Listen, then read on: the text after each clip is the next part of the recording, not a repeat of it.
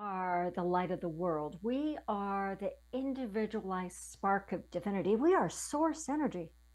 We are unlimited potential.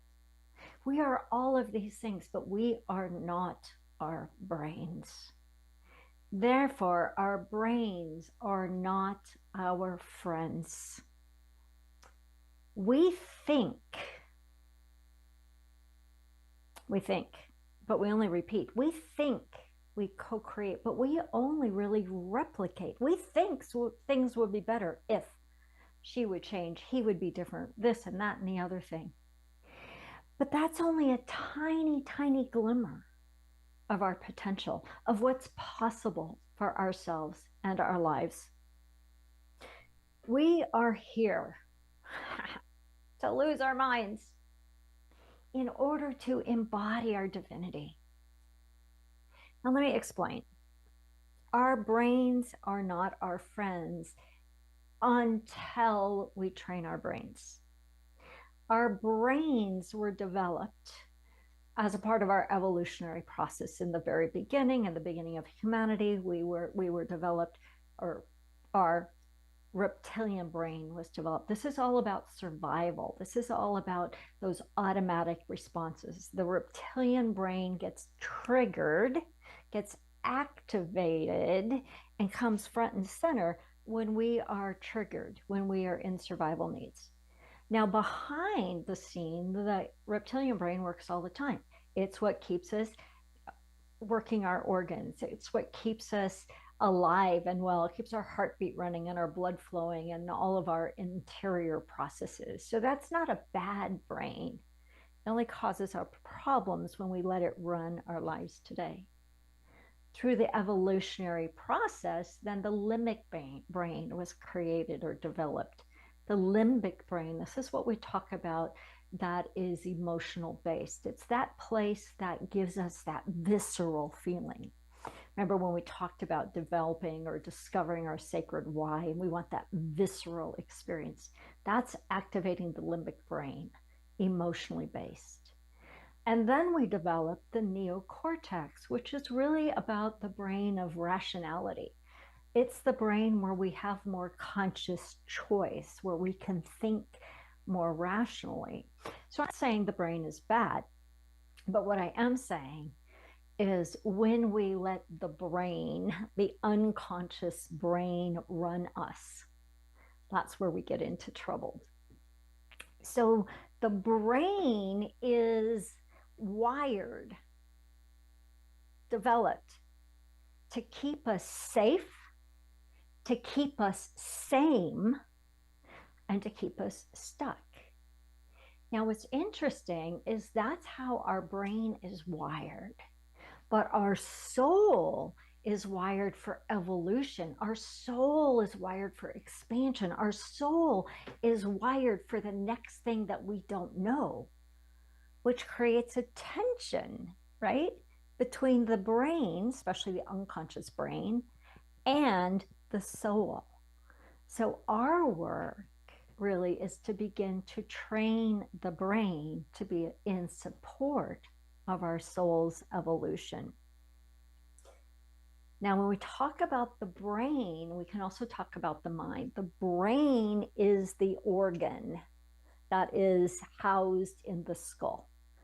The mind is bigger than the brain. The mind is how the brain functions, if you will. The mind also has three key parts to it, if you will. We have the unconscious, which science still tells us that we are 95 or 99% unconscious, which means that our conscious brain, our conscious mind, our conscious mind, generally speaking, across all of humanity, is only operating in consciousness about 5% of the time. And then we have the super conscious mind, which is infinite mind, which is infinite intelligence, which is divine mind, which is God, which is source, which is the quantum realm, if you will, the quantum field, if you will.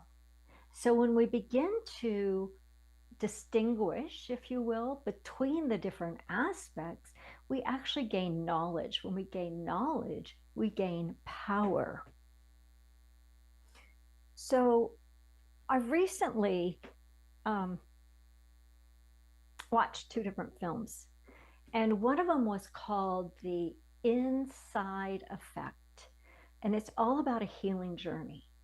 And what the bottom line for this, and it's a fabulous film. If everybody's interested, just let me know, message me somehow, and I'll send you the link. It was out as a free premiere for a while, so I'm sure you can still access it. But it basically says that every single one of our conditions, whether it's biological or physiological or whatever, everything in our body is caused by our interior world, our inner world. And so, even if we have a diagnosis, or maybe especially if we have a diagnosis, the real healing work is to unravel that which is underneath it, that which has actually created the field, which allowed it to be created. So it's like, what are we putting into our bodies? Are we feeding our bodies? Are we exercising? Are we resting? What are we putting into our minds, our emotions? Are there places that need to be unraveled or healed? It was a fabulous film, not all that different for me, but it was a fabulous film. It was put together really well. So when we're talking about the brain, right? Your brain is not your friend. I have a couple of jokes for you. Ready? The human brain. Really makes you think, doesn't it? The stomach is so much smarter than the brain, because the stomach will let you know when it's empty. The brain doesn't. I know, I can't help it. I finally figured out what's wrong with my brain. On the left side, there's nothing right, but on the right side, there's nothing left.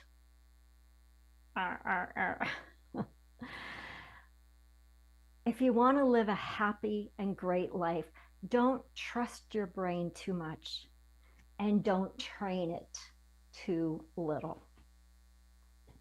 So there's lots of opportunities for us to look at the life we're living, to look at the experiences we're having, and to ask ourselves the question, do we like what we're experiencing? If so, do more of it, think more like that. But if you don't, we have to retrain the brain. We have to interrupt the patterns that are operating. So the second film that I watched recently is I think it's 94, it was created in 94, Kurt Russell film called Miracle. And it's the story of the 1980 Olympic hockey team. And the very short synopsis of this fabulous story that has so much applications to church and church leadership and such is this. Kurt Russell is hired to be the coach of this Olympic team. And he brings together, like, I don't know, there's like 100 or more candidates, applicants, right? They're all trying out. But in his first day, he says, I want these. I'm going to take these 26 people and we're going to go down to 20. So it's like June, I think, and the Olympics is in February or something like that. And so he takes these 26 individual hockey team players, all from college teams. So they're all college age. They're all the best of their teams. So they have, could we say, a little cockiness to them. They know they're the best. They know that's what they were chosen for. But the board, the advisory council of this particular team, of which Kurt Russell was hired to be the coach, wanted to say, and they wanted the best players. He says, I don't want the best players. I want these players because these players can become a team. I found that to be really fascinating. So his work was to take these 26 individual people who all knew they were the best and create a single team. And he worked really hard at that. He said to them from the very beginning, we may not win the Olympics. We may not beat Russia, which was the ultimate goal, but we will be in the best shape of anybody out there. So he worked them hard and hard and hard and hard. And in one scene, they had lost against, I think it was Norway. And but during that game or that match or that, I don't remember what it's called actually, the players were all like, oh, look at that girl, and oh, look at that girl. I wonder where we can meet up with that girl. And they were very distracted, and they didn't play that well, certainly not as a team. So after the team, this coach is so mad. You can feel him. He's just fuming. And so he won't let him go off the ice. He's back on the ice, and they've been doing these drills. He go, do it again, do it again, do it again, do it again. These guys are now exhausted. They're about ready to drop. The coach and the doctor are both like, hey, coach, we need to stop this. He said, no, do it again, do it again, do it again. And at one point, one of the players called out his name and where he was from. And they had been doing this over the course of the film. So, and the coach said, and who do you play for? He said, USA. And the coach took a stand and he went, thank you. Finally, you got it. Now go home. And he sent him home. But in that moment, there was a pivot. There was the beginning of a miracle that happened, that they began to shift from each individual doing what they wanted to do or what they were good at to this synergy, to this cohesiveness. And the film went on. It's called Miracle. Look it up. It's great. And they won and they lost and they won and they lost. And then, won't tell you the very end, but you can probably guess it. But what they did is they came together for this greater vision, this greater common goal. And their relationships changed and the way they operated together changed. And it was just brilliantly, brilliantly beautiful. And so what I want to bring about that film is that that's what we get to do as a ministry. And we've been doing it all along, especially the leadership, right? We get to come into cohesiveness. We get to come, each of our individual stories, each of our individual brains, each of our individual talents, but for the greater good of the future of this ministry.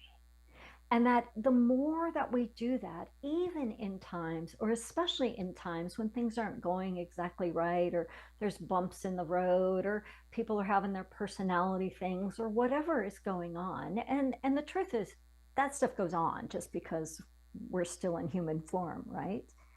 But the more that we can remember our higher intention, our higher mission, our higher vision, our why. Why are we a ministry?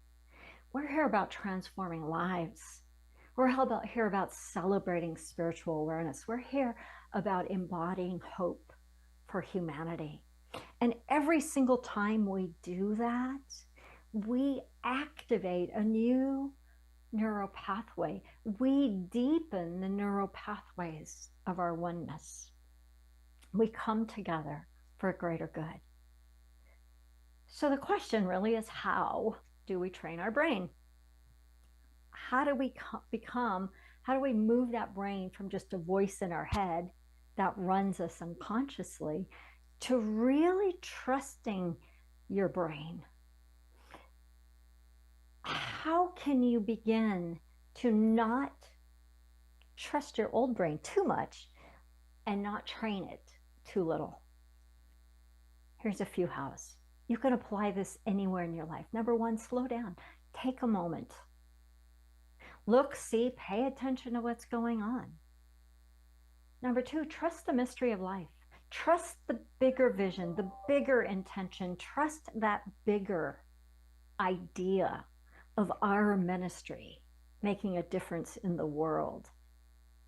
Number three, become curious. Become really, really curious. If there's something that is negatively impacting your awareness or your mood, become curious. What's underneath that? What's getting triggered? What's being called up for a greater healing? That goes back to the first film, the inside effect. It's like, what's being called here? How can I look at what's up for me and practice a greater spiritual and emotional maturity, which is ever evolving consciousness? Increasing our spiritual maturity is about self-awareness, paying attention to what's going on inside and how you are responding and what you are thinking. And the last piece of that is really trusting the stillness. Like when you do your meditation, go to the point of stillness. Go to the point where it is still. Like your mind might be running out here, let it run, but drop beneath it and connect with spirit in a way that opens you, in a way that inspires you, in a way that fills you.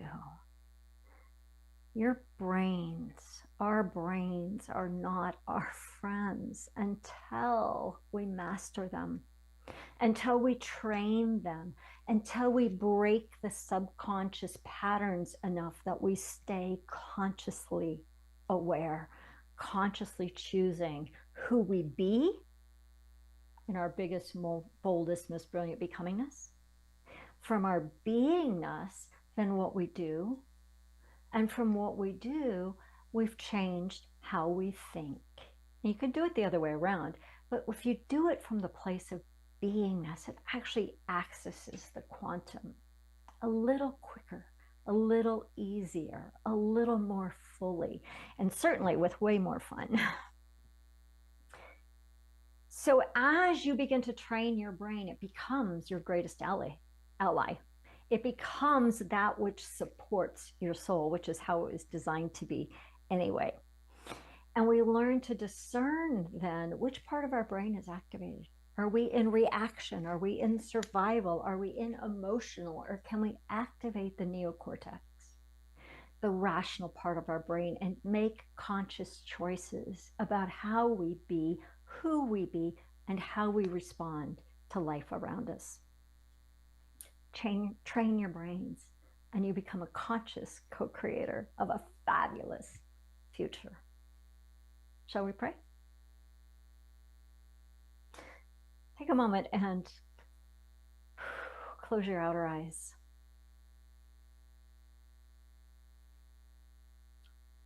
And as you do so, see if you can notice your brain. Notice how your brain runs. Notice how your brain operates. Notice how your mind just goes and goes and goes and goes and goes. And then consciously disengage from the mind. You might even like see yourself unhooking the fish hook or untangling the rope, the knot that keeps you. Untangle and drop down from your mind or your brain into the core of your being. Often we go to our body. That helps us disengage from the mind or the brain. Go to your body. Feel your body. Let your awareness pool in that lower abdominal area. And as your energy pools there, allow it to rise up just a bit to your heart space. And what if you knew without a shadow of a doubt that the universe has your back, that you are supported in your biggest, boldest, most brilliant becomingness? What if you knew that in every cell of your being?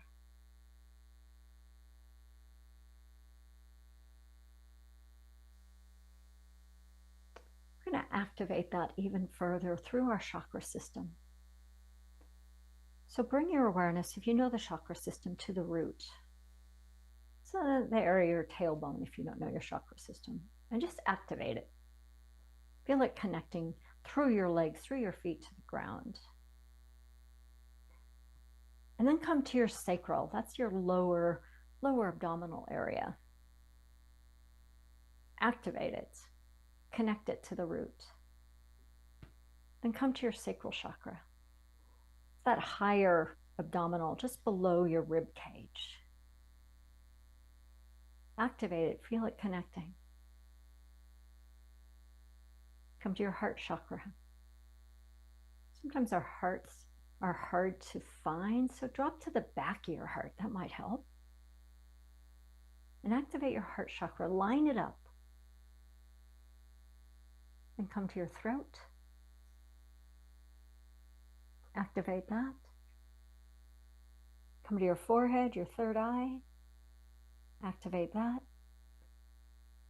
Come to your crown. Activate that. Feel each of these chakras lining up together like a vertical core. This column of light. And as this column of light is coursing through your body, know this truth: I am supported.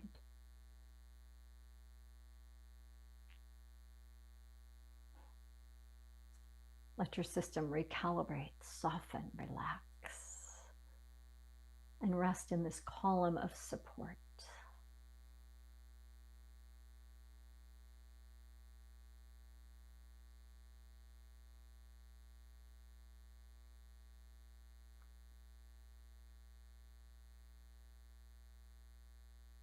You might feel tension releasing. You might feel your body moving. Let it release. That which needs to release, strengthen. That which needs to be strengthened, and align.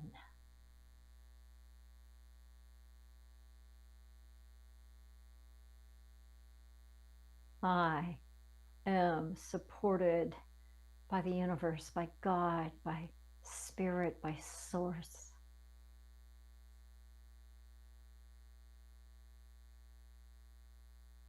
And in and through and with this support, I choose today to train my brain.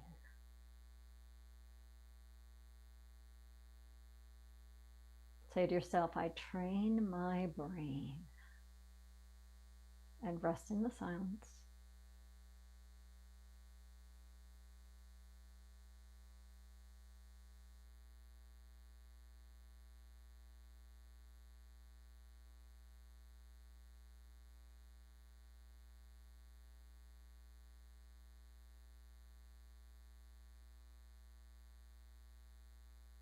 Today, as I line up with the universal support, I consciously choose to train my brain. And so it is. And so we let it be. Take a deep breath in. And when you're ready, exhale.